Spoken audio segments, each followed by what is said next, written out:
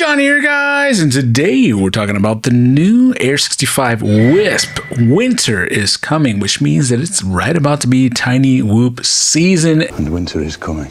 And of course, like every year, there's a new model out to be able to take you around your race cow or iGow track, or just cruising around your house, annoying your pets and loved ones in a new level of performance out here. And this Wisp is very similar to the regular Air 65, but it has a few notable enhancements. One, they've reduced the weight just a tiny bit once again, and they have a new frame. This Wisp version of the Air 65 frame is glow in the dark. That includes the camera mount and the actual frame itself. Now, it's a faint glow, and in fact, I actually show a couple of shots with this is some glow in the dark filament. It doesn't glow super bright, but it is going to give you a faint glow. It would be enough if you're racing in a very dark room to be able to see what corner of the room that you landed in. So that is pretty cool.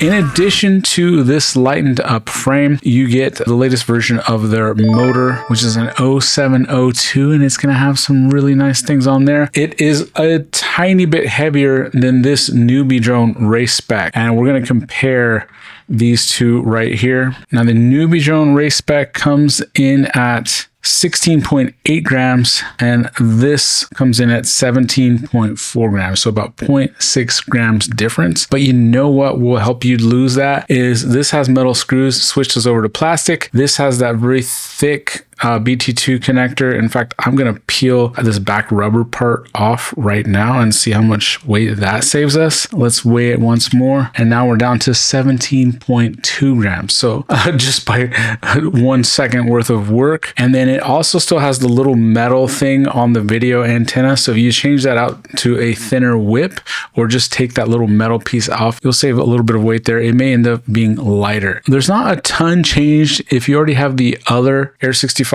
it's not like you're going to get out there and get a ton more performance. But as every year goes by and they make a gradual 5 to 10% improvement, these are not super giant generational leaps, but it does give you a little bit better all around performance. And one of the things that I really enjoy is the tune on this thing. Actually, the tune on both of these are very, very good, the newbie drone and the BetaFPV. But the BetaFPV just felt a little bit more precise flying around the house. If I was going to go to a race and I had to pick either one of these, I don't think you could go wrong with either one.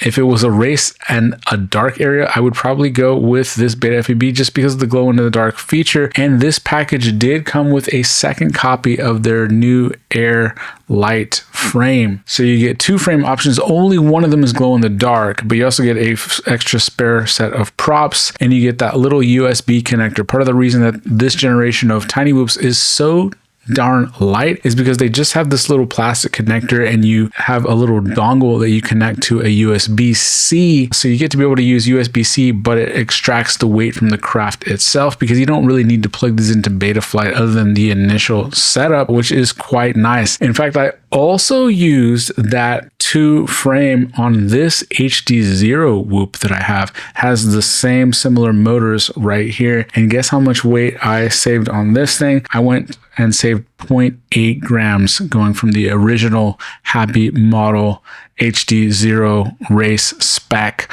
going down here. So that went from 19.5 grams down to 18.7 grams in this HD0 configuration. So if you're flying HD0 versus analog, you're still about 2 grams away.